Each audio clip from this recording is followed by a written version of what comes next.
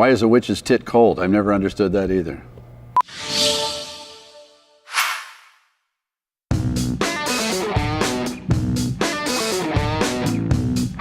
My relationship with each one of these cars, that sounds creepy.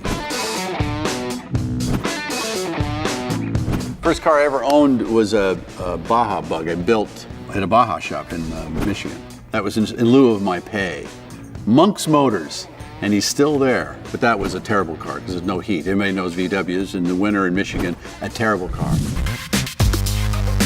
My childhood dream car, to be honest with you, would be a tank. I still wanted, that's all I've ever wanted to drive is a tank. And generally, unfortunately, as German tanks had a better style to them, the guys that helped me build stuff said they just refused to do it. I was going to buy a British tank. Everybody, even the police in the local area, says, we're not going to let you drive around here in a tank. It's unsettling to have a tank running around, especially with my head and a helmet, shrieking things in German. I'm currently driving a GTR, and I'm just going to leave it at that. And it's literally one of the most curiously intoxicating automobiles I've driven. And I drove it as a test, ended up buying the test mule, and I really, really like it. I'm just saying GTR, because if I give away the brand, you're going to go, what? All the other cars are now, they're crying, literally. My wife, she likes this Nova, this badass Nova, and she calls it, my wife actually says this, boy, that's really a guy magnet. Is that something you want to tell your husband?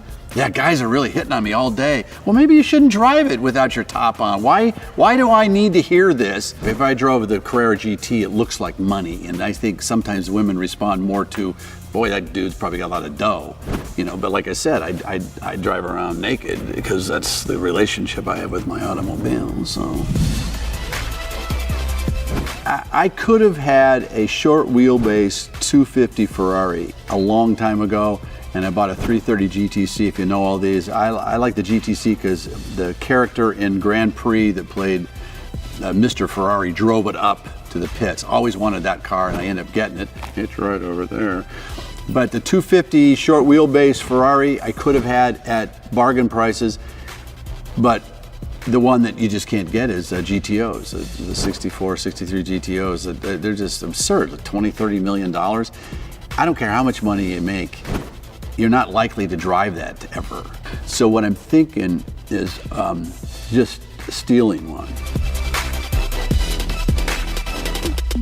To see more episodes of Car Collectors, subscribe to GQ.com.